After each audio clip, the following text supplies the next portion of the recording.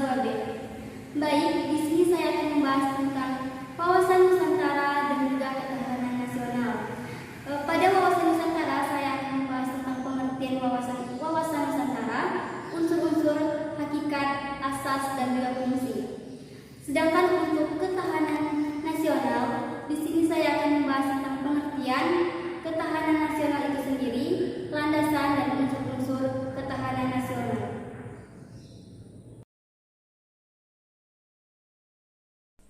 Baik, langsung saja kita ke pembahasan yang pertama, yaitu pengertian wawasan Nusantara. Istilah wawasan berasal dari kata wawas yang berarti pandangan, tinjauan, atau penglihatan indrawi.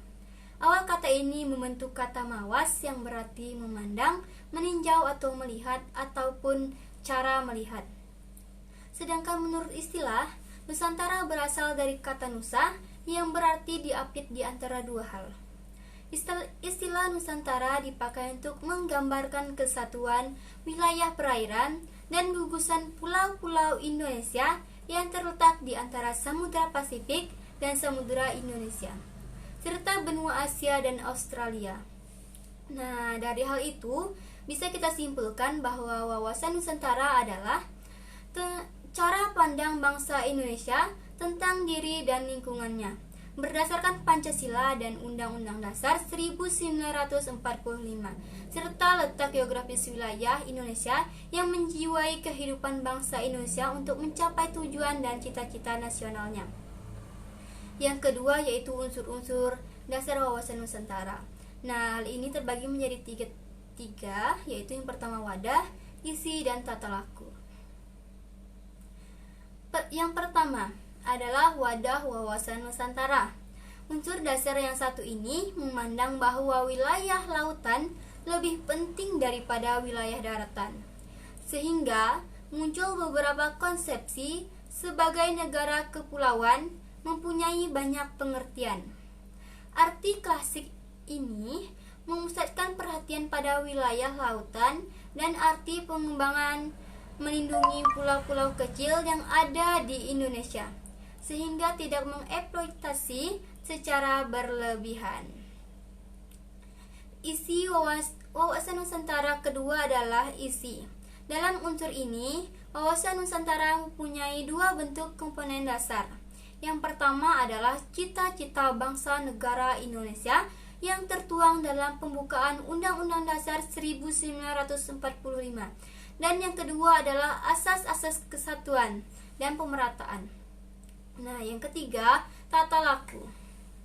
Tata laku ini diwujudkan dalam dua unsur, yaitu yang pertama adalah tata laku batinia yang berlandaskan Pancasila, sehingga melahirkan sikap mental dan berbangsa dan bernegara yang mempunyai kekuatan batin.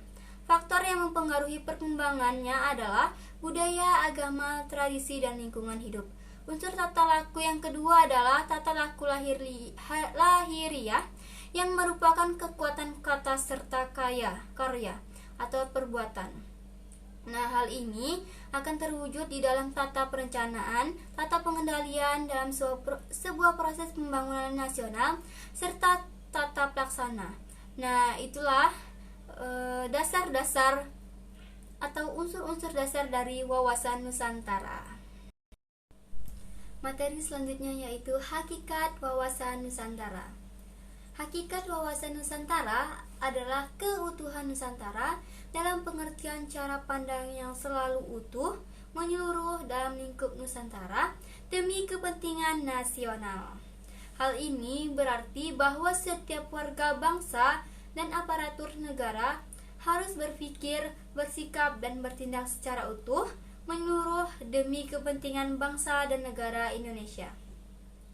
Produk yang dihasilkan oleh lembaga negara harus dalam lingkup dan demi kepentingan bangsa dan negara Indonesia tanpa menghilangkan kepentingan lainnya, seperti kepentingan daerah, golongan, dan orang per orang.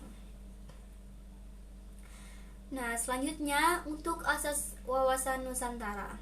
Di sini asas wawasan Nusantara terbagi menjadi beberapa hal. Nah, untuk hal yang pertama yaitu kepentingan atau tujuan yang sama. Yang kedua, keadilan. Yang ketiga, kejujuran. Yang keempat, solidaritas. yang kelima kerjasama, dan yang terakhir adalah kesetiaan terhadap kesepakatan. Nah, untuk fungsi wawasan ini terbagi menjadi 3 hal. Yang pertama, wawasan Nusantara sebagai konsepsi ketahanan nasional, yaitu wawasan Nusantara dijadikan konsep dalam pembangunan nasional, pertahanan, keamanan, dan kewilayahan. Untuk yang kedua, yaitu wawasan Nusantara sebagai wawasan pembangunan, mempunyai kecakupan kesatuan politik, kesatuan ekonomi, kesatuan sosial dan ekonomi, kesatuan sosial dan politik, dan kesatuan pertahanan dan keamanan. Nah, untuk yang ketiga yaitu wawasan Nusantara sebagai wawasan pertahanan dan keamanan negara, merupakan pandang geopolitik Indonesia dalam lingkup tanah air sebagai suatu kesatuan yang meliputi ke seluruh wilayah dan segenap kekuatan bangsa. Nah, untuk materi selanjutnya yaitu ketahanan nasional. Materi yang pertama yaitu pengertian ketahanan nasional. Secara konsepsional, ketahanan nasional dapat kita artikan sebagai kondisi dinamis suatu bangsa yang meliputi segenap aspek kehidupan nasional yang terintegrasi.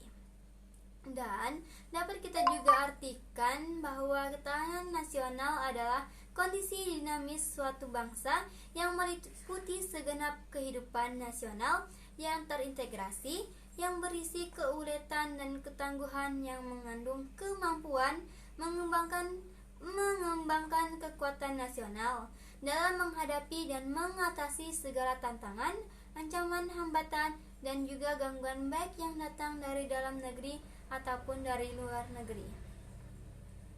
Nah, untuk yang kedua yaitu apa saja sih ketahanan nasional? Nah, di sini terbagi menjadi beberapa, yaitu yang pertama, ketahanan ideologi. Ketahanan ideologi adalah kondisi mental bangsa Indonesia yang berlandaskan keyakinan akan kebenaran ideologi Pancasila yang mengandung kemampuan untuk menggalang dan memelihara persatuan dan juga kesatuan nasional dan kemampuan menangkal penetrasi ideologi asing serta nilai-nilai yang tidak sesuai dengan kepribadian bangsa. Untuk yang kedua yaitu ketahanan politik. Apa sih ketahanan politik? Nah, jadi ketahanan politik adalah kondisi kehidupan politik bangsa Indonesia yang berlandasan demokrasi politik berdasarkan Pancasila dan Undang-Undang Dasar 1945 yang mengandung kemampuan memelihara sistem politik yang sehat dan dinamis, serta kemampuan menerapkan politik luar negeri yang bebas dan aktif. Nah, untuk yang ketiga yaitu ketahanan ekonomi. Apa sih ketahanan ekonomi itu?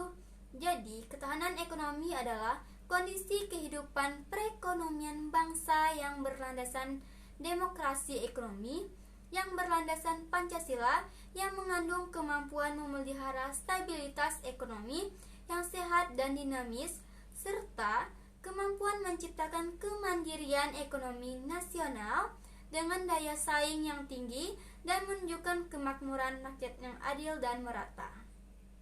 Nah, yang untuk yang keempat yaitu ketahanan budaya. Ketahanan budaya ini adalah kondisi kehidupan sosial budaya bangsa yang dijiwai kepribadian nasional berdasarkan Pancasila yang mengandung kemampuan membentuk dan mengembangkan kehidupan sosial budaya manusia dan masyarakat Indonesia yang beriman dan bertakwa kepada Tuhan Yang Maha Esa, rukun bersatu, cinta tanah air, berkualitas, maju dan sejahtera dalam kehidupan yang serba selaras, serasi, seimbang, serta kemampuan menangkal penetrasi budaya asing yang tidak sesuai dengan kebudayaan nasional. Nah, untuk yang kelima yaitu ketahanan pertahanan keamanan. Ketahanan ini adalah kondisi daya tangkal bangsa yang dilandasi kesadaran bela negara seluruh rakyat yang mengandung kemampuan memelihara stabilitas pertahanan, keamanan negara yang dinamis, serta kemampuan mempertahankan kedaulatan negara dan menangkal segala bentuk ancaman. Nah, materi selanjutnya yaitu landasan ketahanan nasional. Di sini terbagi menjadi beberapa hal, yaitu yang pertama, landasan ideal. Landasan ideal ketahanan nasional adalah Pancasila. Nah, yang kedua, landasan konstitusional Undang-Undang Dasar 1945. Nah, yang terakhir adalah landasan visional wawasan Nusantara. Untuk materi selanjutnya yaitu unsur-unsur ketahanan nasional. Nah, dalam hal ini terdapat beberapa unsur-unsur ketahanan nasional. Untuk yang pertama yaitu ketahanan nasional Pancagatra. Dalam aspek sosial, pada dasarnya berlandasan hubungan manusia dengan Tuhan, hubungan manusia dengan sesama, alam sekitarnya maupun manusia dengan dirinya sendiri dalam bentuk kebutuhan. Dengan dasar hubungan tersebut dapat dikelompokkan menjadi 5 bidang ataupun 5 aspek dalam kehidupan nasional. 5 aspek kehidupan nasional akan diuraikan konsep dasar dalam rangka mengembangkan kekuatan nasional dalam menghadapi segala tantangan, ancaman, hambatan, dan juga gangguan. Nah, untuk yang kedua yaitu ketahanan aspek ideologi. Suatu bangsa pada dasarnya mempunyai dan memerlukan filsafat hidup sebagai pedoman dan pegangan dalam untuk melaksanakan perjuangan untuk mempertahankan kelangsungan hidup, berbangsa dan juga bernegara. Filsafat hidup digunakan sebagai pedoman hidup, termasuk filsafat praktis yang merupakan suatu ideologi, pandangan dunia karena sebagai dasar untuk mencapai cita-cita nasional.